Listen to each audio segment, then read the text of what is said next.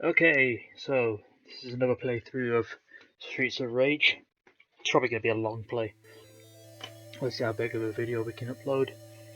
So, this city was once a happy, peaceful place, until one day, a powerful secret criminal organization took over. This vicious syndicate soon had control of the government, and even the police force. The city was become a center of violence and crime, where no one is safe. Amid this turmoil, a group of determined young police officers has sworn to, is that grammatically correct, clean up the city. Among them are Axel Stone, Adam Hunter, and Blaze Fielding. They are willing to risk anything, even their lives, on the Streets of Rage. Okay, so here's our city. Looks okay. Oh, okay, zoomed out, very low quality. Streets of Rage, as promised. Okay, so before we start, we're just going to see a bit of profiling. Adam Hunter is 23, he likes bonsai, and his ability is boxing. Axel Stone is 22. I don't want to see any gameplay. I don't want to see any fucking gameplay. There we go. Okay, press start button. We can do this in hard because we're badass. Okay, so I'm going to be... Well, on YouTube I was Axel already, and he's probably the best character of the lot, so let's be Adam. Blaze takes too long. He's got nice speed and jump, but it's just too weak. So Adam, power character, super jump, it's just really slow. He looks like he's got metal legs.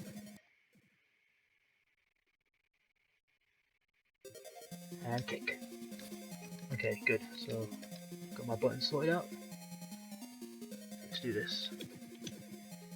Okay, so the green guy is the most basic enemy. You can't really fail against them. You'll never die to them unless you're like got like one hit remaining. These guys. Okay, so these are the skaters. So a nice trick, as I'm sure you've seen from my playthrough. Well, I'll show you. So get there. These guys really easy. Just 2 hits in a grapple and then toss them. Hey, that's really funny when that happens. Okay, so 1, 2, toss, and they're dead. Okay, so when the skater shows up, what you can do is turn your back to him, and then when he does that, you jump, and then you land on top of his face. And that's an instant kill for the yellows. Obviously they don't do it all the time.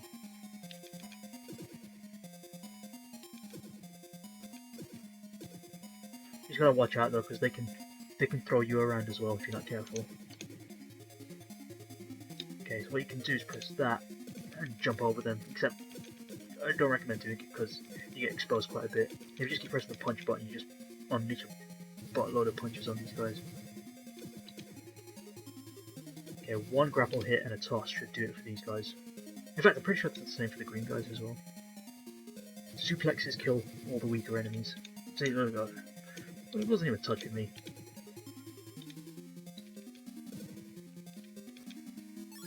Okay. These guys, ninjas, are so fast. In fact, Adam's probably the worst character to take on these guys because they're just way too fast. But something you can do, and then I'll expand it a bit more, is if you can time it correctly, you can punch them as soon as they kick you, but you take damage when you do that. Oh, fucking hell. Get the pole. Where's the pipe? I don't know. Oh, but the great thing is, someone who has a big jump can do this. So you can match their height and just counter their kicks. The only person who can't do that is Axel because his kick is too small. His jump is too low. Okay. This pipe is more annoying than it is helpful. You rarely get to use weapons like this.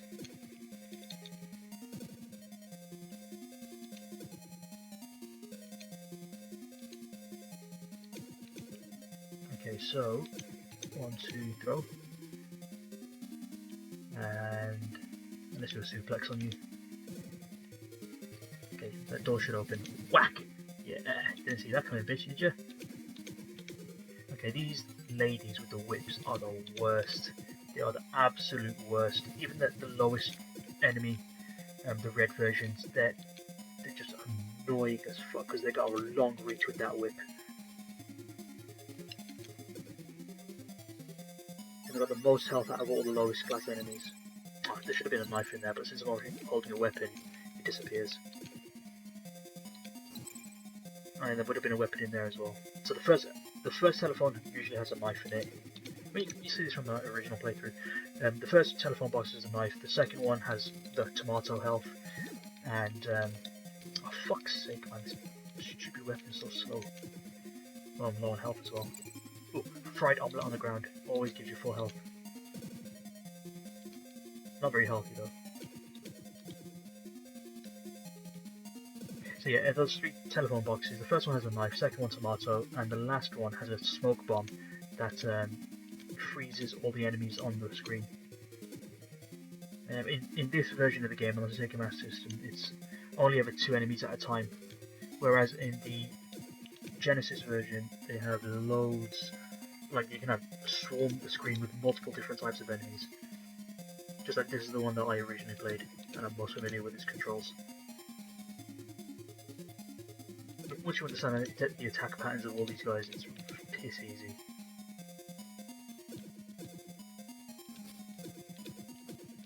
Oh yeah, if you keep punching someone, eventually it does a roundhouse kick to them. Okay, this is the first boss. Kick you. But I kicked him, so I'm good. Oh shit, he's got a boomerang. The faster characters can dodge out the way and immediately grab him, but I'm fucking hell. Anyway, so obviously the downside of being a slow character is that it's hard to get out of the way. What's really nice is that as soon as he throws his boomerang, well, I'll show you. If you can dodge out of the way, you can grab him and toss him into his own boomerang. Haha, you prick. And I like to jump at the end. Oh, it's too slow.